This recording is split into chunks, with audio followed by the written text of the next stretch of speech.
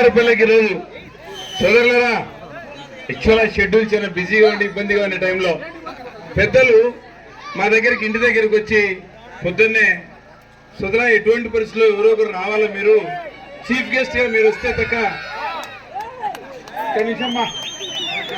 జాగ్రత్త మా దగ్గరికి వచ్చి అడిగినప్పుడు మా ఊర్లో ప్రోగ్రామ్ పెట్టదలుచుకున్నాం, మీరు ఎవరో ఒకరు గెస్ట్గా రావాల్సింది అన్నప్పుడు అందరి పరిస్థితి టైట్గా ఉంది. కానీ ఇంత పెద్దోళ్ళు వచ్చి పార్టీ కోసం మా కోసం వచ్చి అడిగినప్పుడు కాదని లేక అన్న వస్తాను మీ దగ్గరికి, ఒక అర్ధగంట మాత్రం స్పెండ్ చేసుకోగలుగుతాను అని చెప్పినాను. సంతోషం. మీరు ఆదరించిన, మీరు చూపించిన అభిమానం, మీరు మమ్మల్ని రిసీవ్ చేస్తున్న విధానం, ఆ మోటార్ సైకిల్ ర్యాలీ, ఆడబిడ్డలు మాకు హారతి ఇచ్చిన విధానం మమ్మల్ని మంత్రముగ్ధులే పెంచుతున్నారు. చిన్న విషయం గతంలో బాగా గుర్తుపెట్టుకోండి, పోయిన ఎన్నికల్లో అందరూ చూసిన వాళ్ళు ఉంటారు, ఇక్కడ కొత్త వాళ్ళు ఎవరు ఉండరు. ఒక్క నిమిషం మాట్లాడండి మా అరవదండి. ఎమ్మెల్యే అభ్యర్థి కానీ ఎంపీ అభ్యర్థి కానీ అంతకంటే పై అభ్యర్థులు వచ్చి మన క్యాన్వాస్ చేసేవాళ్ళు. రోజులు మారినాయి.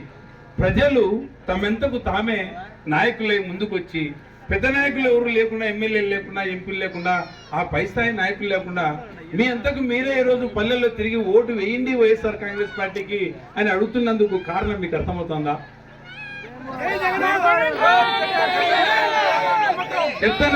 చెప్తా విందాం. దానికి కూడా మీరు 5 ఏళ్ళు పాలన చూశారు, జగన్మోహన్ రెడ్డి గారి పాలన. ఈ పాలన నచ్చింది కాబట్టి, మళ్ళా జగన్మోహన్ రెడ్డి గారి పాలన కావాలని మీకు అనిపించింది కాబట్టి, ఎవరికి ఇంట్రెస్ట్ ఉన్నా లేకున్నా ఈ జగన్ కి బ్రాండ్ అంబాసిడర్లు మీరమే, సెలబ్రిటీస్ మేమే చెప్పాల్సిందే, 10 మందికి ఓటేయమని చెప్పాల్సిందని మీరే నాయకత్వం తీసుకొని, మీరే పాంప్లెట్ చేత పట్టుకొని ఇంటింటికి పోయి వైఎస్ఆర్ కాంగ్రెస్ పార్టీకి ఓటేయండి, జగన్ రెడ్డిని గెలిపించండి. జగన్ రెడ్డి గెలిస్తే మన ఈ రాష్ట్రానికి ఎంత అవసరం ఉందో, ఎంత ఆవశ్యకత ఉందో తెలియజేసేటందుకే ప్రజలు నడుము కట్టి వాళ్ళంతా వాళ్ళే నాయకులై ఈ రోజు ఈ కార్యక్రమం చేపట్టినారని మిమ్మల్ని చూస్తే నాకు అనిపిస్తా ఉంది.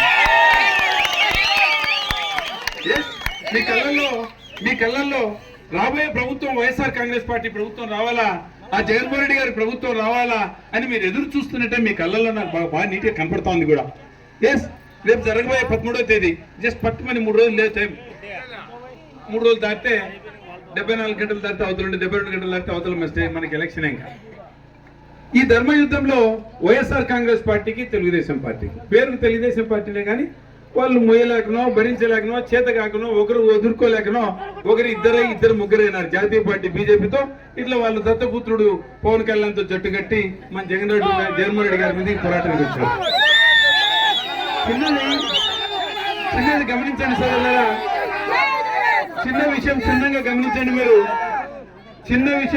గమనించండి మీరు. ఇదే పార్టీ, ఇదే కలయిక ఈ త్రిమూర్తుల ముందు 2014 ఎన్నికల్లో కలిసి వచ్చారా లేదా? 2014 ఎన్నికల్లో ముగ్గురు కలిసి వచ్చి అంటగాగి, ఆ రోజు మన నాయకునికి అనుభవం ఉందో లేదో, పిల్లవాడు ఈ రాష్ట్రం విభజించబడింది, కేంద్రంలో ఖచ్చితంగా బీజేపీ గెలుస్తుంది. ఈ మనకు రాష్ట్ర విభజన జరిగినప్పుడు పిల్లవాడు, ఇతనికి అనుభవం లేదు, కొత్తగా ఏర్పడుతున్న రాష్ట్రం, జీతభత్యాలు కూడా డబ్బులు లేవు, కేంద్రంలో బీజేపీ గెలుస్తుంది కాబట్టి ఒక మాట చూద్దాంలేని ఆ పొద్దు వాళ్ళు చెప్పిన అబద్ధాల మేనిఫెస్టోకు, వాళ్ళ కలయికకు అందరు ఏకమైనప్పుడు 2014 స్వల్ప మెజార్టీ, అంటే రాష్ట్రం మొత్తం మీద 5 లక్షల ఓట్ల తేడాతో జగన్మోహన్ రెడ్డి గారు ఓడిపోవడము, ప్రతిపక్షంలోకి రావడం కూడా చూశారు. మరి ఆ ముగ్గురు కలిసినారు కదా, ఆ రోజు ముగ్గురు కలిసినారు కదా, 5 ఏళ్ళు రాజ్యాధికారం చేతికి తీసుకున్నారు కదా. ఈ 5 ఏళ్ళు రాజ్యాధికారం చేతికి తీసుకున్న తర్వాత వాళ్ళు చెప్పిన మాటలు ఏవైనా అంటే మనకు మేనిఫెస్టో రూపంలో మనకు ఆ రోజు చెప్పినారు, ఆ మాటలు ఏమైనా నిలబెట్టుకున్నారా? ఆడబిడ్డలు ఇక్కడ ఉన్నారు, ఆడబిడ్డలకు ఆ రోజు హామీ ఇచ్చారు. పూర్తిగా ఏమి హామీ ఇచ్చారు తెలుసా? మీ బంగారం, బ్యాంకులో ఉన్న బంగారం ప్రతి గ్రాము తీసుకొచ్చి మీ మెడలో వేస్తామని వేశారా? ఇక్కడ కదా. అలానే మీ బిడ్డలు ఎవరైనా నిరుద్యోగులు ఉంటే కన్నా ఆ నిరుద్యోగులకి ఉద్యోగం అన్నా ఇస్తాను, ఉద్యోగం ఇవ్వకపోతే నిరుద్యోగ వృత్తి ఇస్తానని ఇచ్చాడా? పోనీ మీ వ్యవసాయ రుణం ఎంతుంటే అంతా మాఫీ చేస్తానని ఏమైనా చేశారా? ఎక్కడ మరి డ్వాక్రా మహిళా సోదరిమణులకు ఇక్కడ ఎన్ని సెల్ఫ్ సస్టైనబిలిటీ గ్రూప్స్ ఉన్నాయి, ఆ గ్రూప్స్ కన్నేందుకు మీ డ్వాక్రా రుణం అంతా మాఫీ చేస్తానని చేశారా? ఇలా చెప్పిన ప్రతి మాట తప్పిన వ్యక్తి ఆ 5 ఏళ్ళు ఏం చేయగా, అంతకుముందు 9 ఏళ్ళు ఉన్నాడు, ఈ వరుస 14 ఏళ్ళ రాజ్యాధికారంలో ఉన్న వ్యక్తి ఏమీ చేయలేక ఈ జగన్మోహన్ రెడ్డి గారు కుమార్ అన్యాయమైనారు. ఆయన ప్రతిపక్షంలో బ్రహ్మాండమైన పాత్ర పోషించాడు. ఆయన కూడా ఒక మేనిఫెస్టో క్రియేట్ చేసినాడు. ఇదే నా మేనిఫెస్టో. గత ప్రభుత్వం మేనిఫెస్టో ఇచ్చింది, చేయలేకపోయింది. నా మేనిఫెస్టో చూడని చెప్పి నవరత్నాల రూపంలో మేనిఫెస్టో తీసుకొచ్చి సామాన్యమైన ప్రజలకు అర్థమయ్యే విధంగా 2 పేజీల మేనిఫెస్టో తయారు చేసి సామాన్య ప్రజలకు అర్థమయ్యే విధంగా ఒక మేనిఫెస్టో రెడీ చేసి ఆ మేనిఫెస్టోని ప్రతి గ్రామ సచివాలయంలో, ప్రతి ఎంఆర్ఓ ఆఫీస్ లో, ఎండిఓ ఆఫీస్ లో, కలెక్టరేట్ లో వెనకాల ప్రతి ఆఫీసర్ వెనకాల ఫ్రేమ్ కట్టి పైన పెట్టి ఈ మేనిఫెస్టో నాకు భగవద్గీత, నాకు బైబుల్, నాకు ఖురాను, దీన్ని తూచా తప్పకుండా పాటిస్తా అని చెప్పి మాటిచ్చి ఎన్నికలకు వెళ్ళారు. మీరు నమ్మారో లేకపోతే చంద్రబాబు నాయుడు యొక్క రాజకీయాలు చూసి వదులుకున్నారో, ఏమి చేశారో జగన్మోహన్ రెడ్డి గారికి బ్రహ్మాండమైన పట్టం అయితే కట్టినారు. 150 సీట్లు వచ్చాయి మనకు, వచ్చాయి. రాజ్యాధికారం వచ్చిందా? వచ్చింది. వాస్తవంగా రాష్ట్రము చాలా హీనమైన పరిస్థితుల్లో ఉండేది మన రెవెన్యూ. చంద్రబాబు నాయుడు పోతా కాస్త కూస్త మిగిలిన లెక్క కూడా తను గెలిచేదాని కోసము పసుపు కుంకుమ అని పేరు చెప్పి ఉన్న గల్లాపెట్టలో ఉన్న ప్రతి పైసా ఊడిసి అందరికి పనిచేసి వెళ్ళిపోయినాడు. చేతిలో చిల్లికవ్వలేదు, ఇబ్బందుల్లో ఉన్నాం. పాపిస్తే కరోనా 2 ఏళ్ళు వచ్చింది. ఆయనేమో బ్రహ్మాండమైన వాగ్దాలు ఇచ్చారు జగన్మోహన్ రెడ్డి గారు మీ అందరికీ.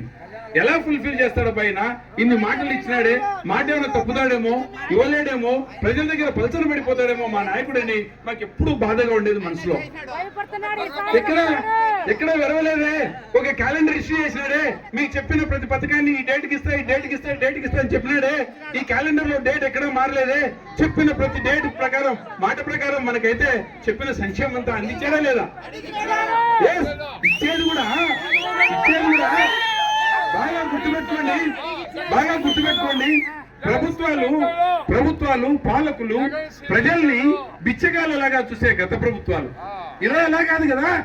ఈ ప్రభుత్వంలోనే పేదవాడు ఒక్క నిమిషం అమ్మా, ఏమో ప్రభుత్వాలు పాలకులు ప్రజల్ని బిచ్చగాళ్ళ చూసుకునే ఆ ప్రభుత్వాలకు కాదు పేద ప్రజలకు ఏమైతే అందిస్తున్నామో సగౌరవంగా వాళ్ళ ఇంటికే చేరాలనే ఈ ప్రభుత్వం.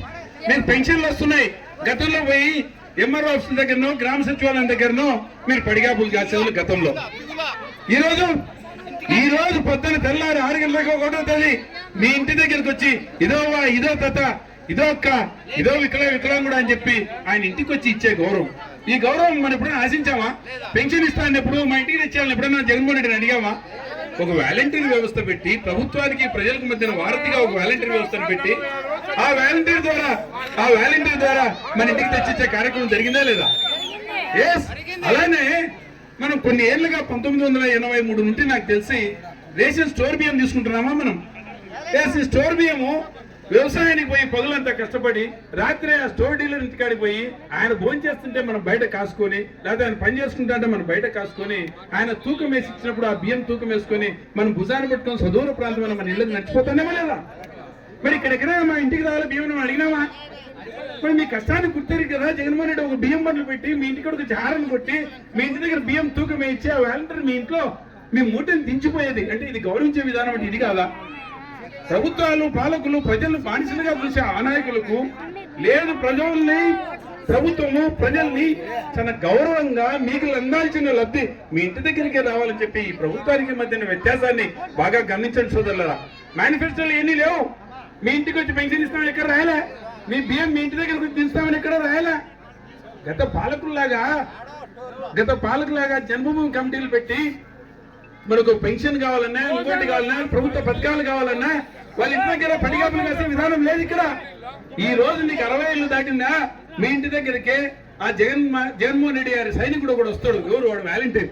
మీ దగ్గరకు వచ్చి నీకు 60 ఏళ్ళు దాటినాయి, నీ రేషన్ కార్డు ఇలా ఇవ్వు, నీ ఆధార్ కార్డు ఇలా ఇవ్వు అని చెప్పి వాడే ఫోటో స్టార్ట్ చేసుకుని వాడే కంప్యూటర్లు ఫీడ్ చేసి అప్లోడ్ చేసి 60 రోజులకో 90 రోజులకో పెన్షన్ సగౌరవంగా మీ ఇంటికి తెచ్చిచ్చే కార్యక్రమం ఇదెక్కడ? జన్మభూమి కమిటీ వాళ్ళ ఇంటి దగ్గర పోయి పడిగాపులు కాసి వాళ్ళ కాళ్ళు పట్టుకుని దండాలు పెట్టి తెచ్చుకునే విధానం ఎక్కడ? ఇక్కడ నేను ఒకటి బాగా గమనించమని ఎందుకు చెప్తున్నానంటే, నువ్వు నల్లవాడివా తెల్లవాడివా, ఈ ప్రాంతం వాడివా ఆ ప్రాంతంవా, ఆ కులమా ఈ కులమా, ఈ పార్టీనా ఆ పార్టీనా లేదు ఇక్కడ. కేవలం నువ్వు అర్హుడువా, ఆ అర్హుడికి కార్యక్రమం ఇంత విశాలంగా ఇంతగా ప్రజల గురించి ఆలోచించే వ్యక్తిని గతంలో ఎక్కడైనా చూసామా? మన పిల్లలు ప్రభుత్వ పాఠశాలకు పంపించాలంటే గతి లేకనో, డబ్బులు లేకనో, మన పరిస్థితులు బాగలేకనో నేను ఎక్కడో కాన్వెంట్ స్కూళ్ళలో చదివించలేను, నాకు గతి లేదని మన ప్రభుత్వ పాఠశాలకి పంపించేవాళ్ళు మన వాళ్ళ పుట్లో. మన పిల్లలు పోతే కూడా బడికి పోయేటప్పుడు కాళ్ళకి చెప్పులు ఉండేవి, టెక్స్ట్ బుక్లు ఉండేవి కాదు, బ్యాగ్ ఉండేది కాదు, ఏముండేది కాదు. ఈ పొద్దున ఈ ప్రభుత్వం వచ్చిన తర్వాత, ఈ జగన్మోహన్ రెడ్డి గారు వచ్చిన తర్వాత పేద ప్రజల బిడ్డలందరూ తన బిడ్డల్లాగా చూసుకొని, దీనికి ఒక ఎగ్జాంపుల్ చెప్పాడు. రోజు పులిందరు పోతే మీటింగ్ లో అటెండ్ అయితే బాగా వినండి సోదరులారా. ప్రతిపక్షంలో ఉన్నప్పుడు వాళ్ళ నాయనగారి పేరుతో వెంకటప్ప అని, వాళ్ళ నాయనకు చదువు చెప్పినారు ఒక అన్నాడు వెంకటప్ప వారని, ఆయన పేరుతో ఒక స్కూల్ ఉంది అక్కడ వినప్పుడు పులిందల్లో క్యాంప్ పెట్టి పిల్లల్ని చూసానా. ఈ రోజు విద్యాకానికి ఏదైతే ఇస్తున్నాడో అంటే స్కూల్ బ్యాగు, దాంట్లో బుక్కులు, టై, షూస్, సాక్స్లు, అలానే పిల్లలకు బట్టలు పెట్టుకునేందుకు 3 జతల బట్టలు, ఆ బట్టలు కుట్టించుకునేందుకు కుట్టుకులతో సహా ఇలా ఇచ్చాడో ఆ పొద్దు ప్రతిపక్షంలో కానీ ఇచ్చి మళ్ళీ చెప్పాడండి ఆ రోజున దేవుడు దయ తలిస్తే నా ప్రభుత్వం వస్తే రాష్ట్రంలో ఉన్న ప్రతి పేదవానికి ఇది సప్లై చేస్తాయి.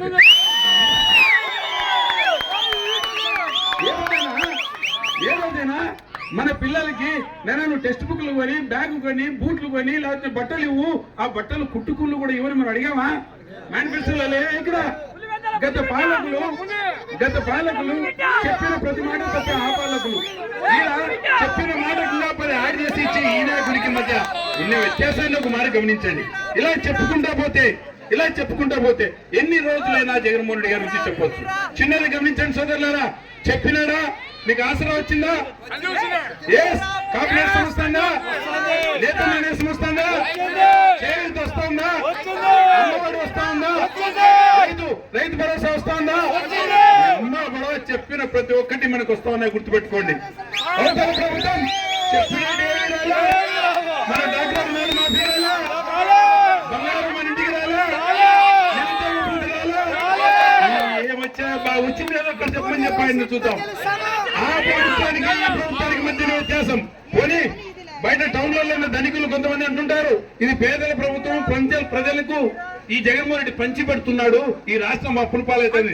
రమణ దగ్గరికి వాళ్ళ సభ్యులు చెప్తా నేను, ఈ రాష్ట్రము నిన్న చంద్రబాబు నాయుడు గారు కూడా అన్నారు ఒక మాట.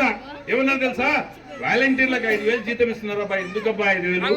వాళ్ళకి ఇంకా ఎక్కువ జీతం ఇచ్చు కదా, 5,000 జీతం ఇచ్చి ఎందుకు వేగారుగా పెట్టుకున్నారన్నారు. వాళ్ళు ఏమైనా గోడి సంచులు మోస్తారా? లేకపోతే ఆడవాళ్ళు మగవాళ్ళు లేనప్పుడు ఇళ్ళకి పోయి ఆడవాళ్ళ డోర్లు కొడతారని కూడా హేళనగా మాట్లాడిన వ్యక్తి.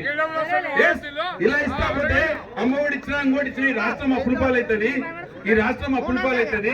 మరో శ్రీలంకనో వెన్నుజాలనో అవుతాను ఆ వ్యక్తి మరి ఈ రోజు వచ్చి అదే వాలంటీర్ని బ్రహ్మాండమైన వ్యవస్థని నేను 5,000 కాదు 10,000 ఇస్తా అని చెప్తున్నాడు. ఒక అమ్మఒడి అభిస్తానప్పుడు కాదు ఇప్పుడు 10 అమ్మఒళ్ళైనా ఇస్తా అంటున్నాడు ఈ రోజున. ఈ వ్యత్యాసాన్ని మీరు గమనించారా?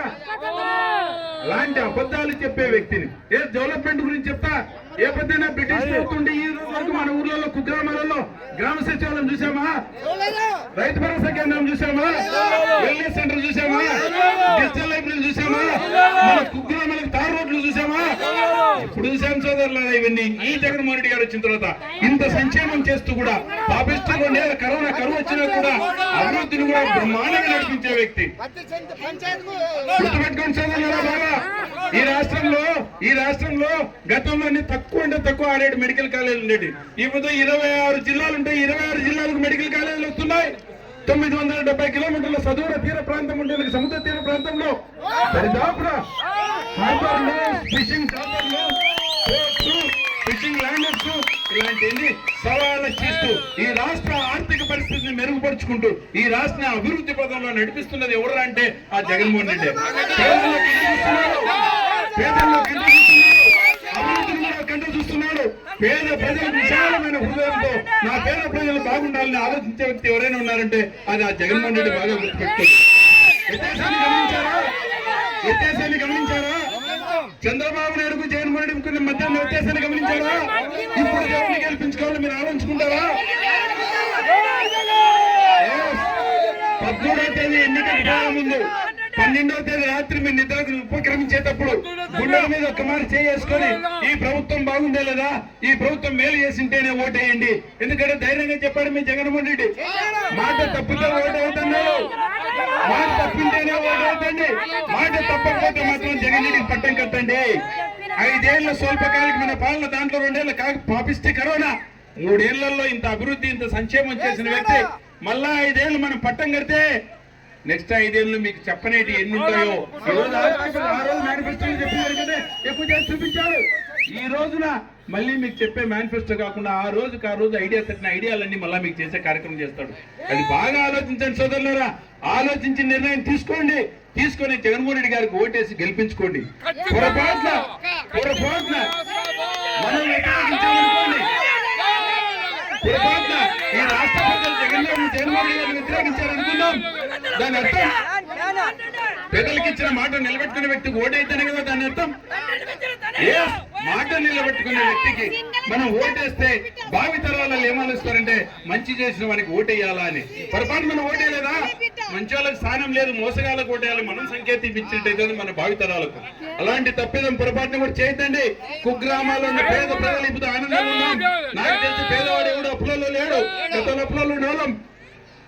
అన్నానికి లేనివాడు ఎవడు లేడు మన రాష్ట్రంలో. మేమందరం ధనికులం.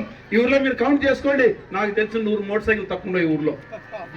కారణం ప్రభుత్వము డబ్బుల్ని, మీకు రావాల్సిన సంక్షేమ డబ్బుల్ని ఎవరి దగ్గర తలంచుకోకుండా, ఒక్క నా కొడుకు ₹1 లంచం ఇవ్వకుండా మీ ఇంటి దగ్గర కాలర్ పైకి ఎగరేసుకొని మన ఇంటికాడ ఈ కాలు మాదే ఈ కాలు నాదే, కాలు మీద కాలు వేసుకొని మన ఇంటికాడ కూర్చుంటే సంక్షేమం అది ఎంత కదా మన బ్యాంక్ అకౌంట్ లోకి ఇస్తా, గుర్తుందా? ఇన్ని జరుగుతూ ఉన్నప్పుడు మన జగన్మోహన్ గారికి ఎందుకు ఓటేయాలో కనుక్కోండి. ఇవన్నీ వింటున్నా తెలుగుదేశం సోదరులారా, చాట్ నుండి వింటుంటారని తెలుసు. మీరు కూడా ఒకసారి గమనించండి, మా నాయకునికి మధ్య వ్యత్యాసం. ఇప్పటికైనా మా తలుపులు బాగా తెలుసున్నాయి. వచ్చాడు మా పార్టీలోకి, జగన్మోహన్ రెడ్డి గారిని ఆదరిద్దాం. ఇంత పెద్ద అవకాశం ఇచ్చి నాకు ఇంత సమయం ఇచ్చిన పెద్దలకు ప్రతి ఒక్కరికి కృతజ్ఞతలు తెలియజేసుకుంటూ, కమ్మవారిపల్లి ప్రజలకు మళ్ళీ ఒక మరి కృతజ్ఞతలు తెలియజేసుకుంటూ, జోహార్ వైఎస్ఆర్, జోహార్ వైఎస్ఆర్, జగన్మోహన్ నాయకత్వం, జగన్మోహన్ నాయకత్వం, పవన్ గుర్తుకే, పవన్ గుర్తుకే, జగన్ రెడ్డిని గెలిపించడానికి సిద్ధమా? సిద్ధమా?